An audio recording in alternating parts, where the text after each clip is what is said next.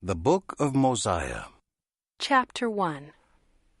King Benjamin teaches his sons the language and prophecies of their fathers. Their religion and civilization have been preserved because of the records kept on the various plates. Mosiah is chosen as king and is given custody of the records and other things.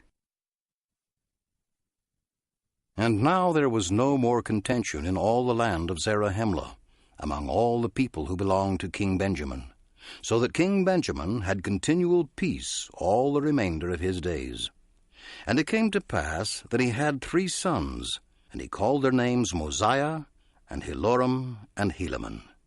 And he caused that they should be taught in all the language of his fathers, that thereby they might become men of understanding, and that they might know concerning the prophecies which had been spoken by the mouths of their fathers, which were delivered them by the hand of the Lord. And he also taught them concerning the records, which were engraven on the plates of brass, saying, My sons, I would that ye should remember, that were it not for these plates, which contain these records, and these commandments, we must have suffered in ignorance, even at this present time, not knowing the mysteries of God. For it were not possible that our father Lehi could have remembered all these things, to have taught them to his children, except it were for the help of these plates. For he having been taught in the language of the Egyptians, therefore he could read these engravings, and teach them to his children, that thereby they could teach them to their children, and so fulfilling the commandments of God, even down to this present time.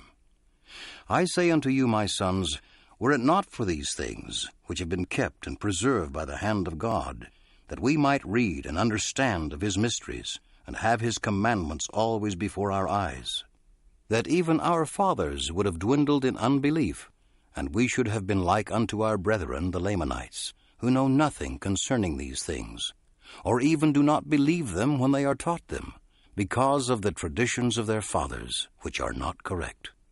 O my sons, I would that ye should remember that these sayings are true, and also that these records are true. And behold also the plates of Nephi, which contain the records and the sayings of our fathers from the time they left Jerusalem until now, and they are true. And we can know of their surety, because we have them before our eyes.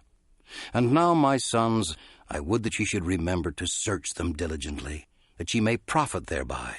And I would that ye should keep the commandments of God, that ye may prosper in the land according to the promises which the Lord made unto our fathers. And many more things did King Benjamin teach his sons, which are not written in this book. And it came to pass that after King Benjamin had made an end of teaching his sons, that he waxed old, and he saw that he must very soon go the way of all the earth. Therefore he thought it expedient that he should confer the kingdom upon one of his sons. Therefore he had Mosiah brought before him.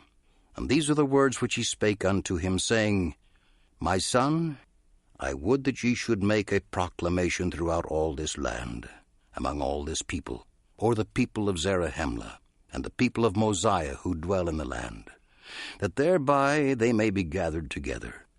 For on the morrow I shall proclaim unto this my people out of mine own mouth, that thou art a king, and a ruler over this people, whom the Lord our God hath given us. And moreover, I shall give this people a name, that thereby they may be distinguished above all the people which the Lord God hath brought out of the land of Jerusalem. And this I do because they have been a diligent people in keeping the commandments of the Lord.